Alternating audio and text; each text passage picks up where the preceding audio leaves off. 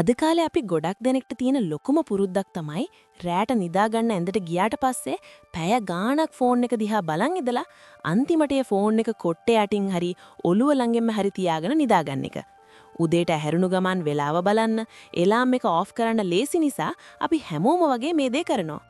හැබැයි ඔයා දන්නවද මේ පුංචි පුරුද්ද නිසා ඔයා මුළු රෑම ඔයාගේ මොලේ ලොකු අනතුරකට ලක් කරනවා කියලා?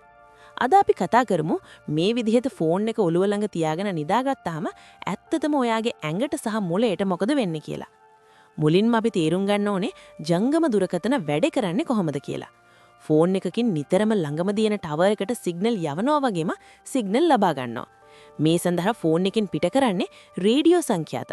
එහෙමත් නැත්නම් රේඩියෝ ෆ්‍රීකවෙන්සි කියන විකිරණ වර්ගයයි.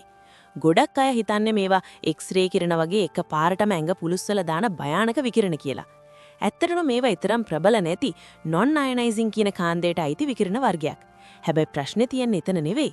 මේ කිරණ ප්‍රබල නැති වුණත් ඔයා පැය 7-8ක් එක දිගටම මේ යන්ත්‍රය ඔයාගේ මොළයට අඟල් කිහිපයක් ළඟින් තියාගෙන ඉන්නකොට ඒකේ දිගු කාලීන බලපෑම ඉතාමත් භයානක වෙන්න පුරුවන්.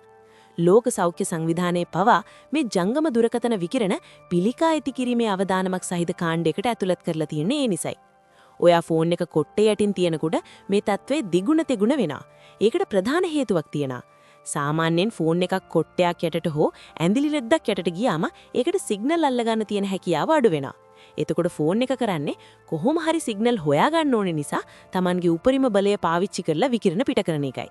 ඉතින් ඔයාගේ ඔළුව ගාවම තියෙන ෆෝන් එක සාමාන්‍ය වෙලාවට වඩා කිහිප ගුණයකින් විකිරණ පිට කරන්න පටන් ගන්නවා. මේ තරංග මුළු ලෑම ඔයාගේ මොලේ සෛල හරහා ගමන් කරනවා. ඊළඟ භයානකම දේ තමයි ෆෝන් එක රත් වීම.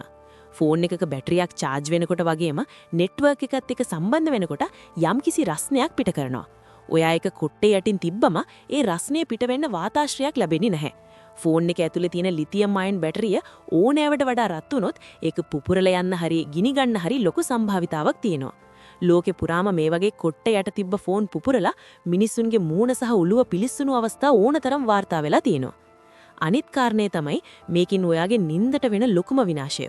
ෆෝන් එකේ data හරි wifi හරි on කරලා ඔළුව ළඟින් තියාගත්තාම රැට එන මැසේජ් වල සද්දේ වයිබ්‍රේට් වෙන සද්ද නිසා ඔයාගේ මොළයට කවදාවත් ගැඹුරු නිින්දකට එහෙමත් නැත්නම් deep sleep එකකට යන්න හම්බ වෙන්නේ නැහැ. ඔයාගේ යටිහිත නිතරම අවදියෙන් ඉන්නේ ෆෝන් එකට මැසේජ් එකක් එයිද කියලා. ඒ වගේම ෆෝන් එකේ ස්ක්‍රීන් එකෙන් එන බ්ලූ ලයිට් එක නිසා අපිට නිදා ගන්න උදව් කරන මෙලටෝනින් කියන හෝමෝනේ නිපදවීම එකත් සම්පූර්ණයෙන්ම අඩාල වෙනවා. උදේට ඇහැරෙනු ගමන් කිසිම ප්‍රබෝධයක් නැත්තේ ඇඟට මාරම මහන්සියක් දැනෙන්නේ ඔයාගේ මොළයට හරියට විවේකයක් ලැබුණේ නැති නිසායි. ඉතින් මේ හැම දෙයකින්ම බේරෙන්න කරන්න තියෙන බොහොම පුංචි දෙයයි. අද ඉදම් නිදා ගන්නකොට ඔයාගේ ෆෝන් එක ඔයා ඉන්න තැන ඉඳන් අවම වශයෙන් අඩි 3ක්වත් ඈතින් තියෙන මේසයක් උඩින් තියන්න. අතට අහුවෙන දුරින් තියාගන්න එපා. ඉලාම එකක් තිබ්බත් ඈතින් තියෙනකොට ඒක ඕෆ් කරන්න ඔයාට ඇඳෙන් නැගිටින්න වෙන නිසා ඔයාගේ කම්මැලිකමත් නැති වෙලා යනවා. අනිවාර්යෙන්ම නිදා ගන්න කලින් ඉන්ටර්නෙට් data සහ wifi off කරන්න. පුළුවන් නම් විකිරණ පිටවීම සම්පූර්ණයෙන්ම නවත්තන්න ෆෝන් එක ඒර්ප්ලේන් මෝඩ් එකට දාලා නිදා ගන්න පුරුදු වෙන්න. මේ පුංචි වෙනස අද ඉන්නම්ම කරලා බලන්න. ඔයාගේ නිින්ද කොච්චර සුවදායක වෙනවද වඩේම උදේට ඇහැරෙනකොට ඔළුවට කොච්චර සැහැල්ලුවක් දැනෙනවද කියලා ඔයාටම තේරෙයි. මේ වගේ අපේ ජීවිතයට ගොඩක් වටිනා හැබැයි අපි නොදන්න සෞඛ්‍ය රහස් දැනගන්න අපේ channel එක subscribe කරන්න. ෆෝන් එක බදාගෙන නිදා ගන්න ඔයාගේ යාළුවන්ටත් පවුලේ අයටත් මේ වීඩියෝ එක අනිවාර්යෙන්ම share කරන්න. නිරෝගී වෙන්න. ජය වේවා.